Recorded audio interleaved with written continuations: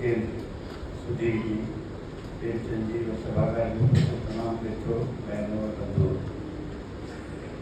सबसे पहले तो आप सबकी तरफ से और आपकी तरफ से सुधीर जी को बहुत बहुत शुभकामनाएं और बधाई देता हूँ कि उनका पहला पूर्ण संजय आप सबकी उपस्थिति में यहाँ लोकार्पित होगा। जैसा सब मित्रों ने कहा, सुधीर बहुत अच्छे चित्रकार हैं, बहुत अच्छे कलाकार हैं और एक कलाकार में, चित्रकार में जो संवेदना होती है वो सामान्य आदमी से अधिक ही होती है।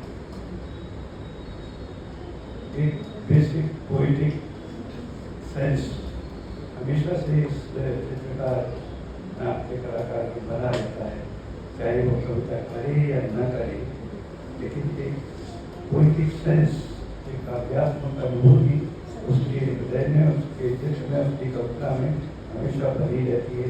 तभी वो बहुत अमूर्तन में भी बहुत सुंदर आकृतियाँ दे पाता है। जैसा आपका कविता संग्रह का शीर्षक है, इसको इन्होंने 3 भागों में बांटा है, तुम, कुछ रंग, कुछ रेखाएं और ये सखा। ये तीनों ही खंड एक तरह से इस शीर्षक में भी शामिल है, तुम भी शामिल है, सखा भी शामिल है और ये जो चित्र है जिस पर आपने बीच का खंड है, कुछ रंग, कुछ रेखाएं, तो चित्रकार की उपस्थिति तीनों खंडों में है।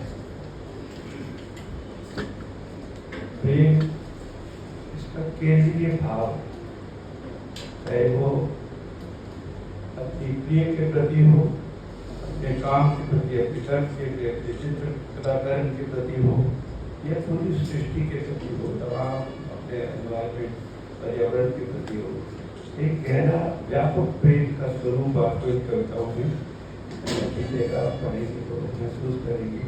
ये कवि भीतर से बहुत संवेदनशील भी है, बहुत चीज़ों से लगाव रखता है। एक कलाकार का रचना संसार होता है, उसके भीतर होता है, और ये वही संसार होता है जो बाहर तमाम उसके अनुभवों से, उसकी स्थितियों से, उसकी जानकारियों से, इन सब से निर्मित होता है। जितना हम अपने को देश दुनिया जगत में इन्वॉल्व करते हैं, जितना उस पर रुचि देते हैं, उतना ही हमारे भीतर का संसार समृद्ध होता है। आप चीज़ों को पूरी नजर से न देखें, जहाँ भी देखें एकदम फोकस होकर देखें, क्या चीज़ है जो आपकी दृष्टि को आकर्षित करती है और उनसे एक रिश्ता महसूस करते हैं। हम जिस सभागार में बैठे और इसमें जो कंफर्ट मिलता है, इससे भी एक रिश्ता बनता है। जिस कुर्सी पर आप बैठे हैं वो आपको जो सुविधा कंफर्ट देती है, उससे भी एक रिश्ता महसूस करते हैं। ये जो रिश्ता है, ये भी आपके जो भीतर इसका एहसास बना रहता है, यही पोइट्री है, यही कविता है।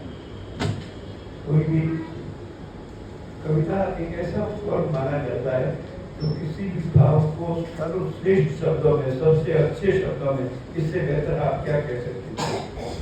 इस तरह की अभिव्यक्ति के साथ जो बात कही जाती है वो कविता में आती है। और मैं तो कवि को भी कहता हूँ कि सब लोगों को कवि होने चाहिए। जितना काव्य संस्कार विस्तृत होगा, व्यापक होगा, उतने हम अच्छे इंसान बनेंगे, उतने ही अच्छे मनुष्य बनेंगे। आप हम सब जानते हैं सामान्य किसान होता है, उसे भी कविता से लगाव होता है। तो अपने जीवन में 20 तरह की बोल जात की भाषा में इतनी उक्तियाँ कविता की कह जाता है कि आप कल्पना नहीं कर सकते। उसे खुशी होती है तो खुशी सबसे अच्छा किन शब्दों में व्यक्त की जा सकती है। अगर दुख है तो वो दुख किससे कितना घनीभूत शब्दों में व्यक्त होता है। ये भाव तमाम अगर अपनी श्रेष्ठ अभिव्यक्ति दे पाते हैं तो वह कविता के फॉर्म में दे पाते हैं। इसलिए ये भाव व्यापक होना चाहिए। इस बात से कभी चिंता नहीं करनी चाहिए कि बहुत कविताएं आ रही थी, ये बहुत अच्छी बात है।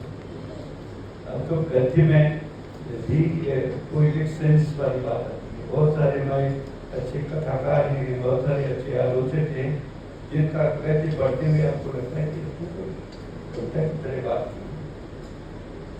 ये गुण है, ये आपके व्यक्ति का सबसे बड़ी खूबी है, विशेषता है, जिसे बनाए रखना चाहिए। और ये खूबी चित्रकारों में आ जाए तो वो 4 साल लगा देते। ये सुधीर बड़ोदे ने कविता के फॉर्म में अपने को व्यक्त किया।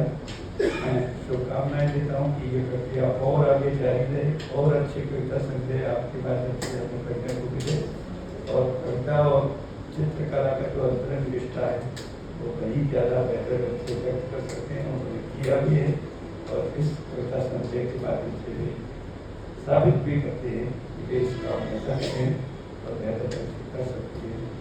उन्हें तुमसे प्रेम है, उन्हें अपने रंग और कला कृतियों से प्रेम है, उन्हें किस कामों से प्रेम है। इसलिए प्रेम भाव बनाए रखिएगा तो करेंगे। और आज के साहित्य में आप सब साथ साथ मुझे भी खुशी नसीब हुई, इसके लिए आप सबके लिए आभार व्यक्त करता हूँ। बहुत बहुत धन्यवाद।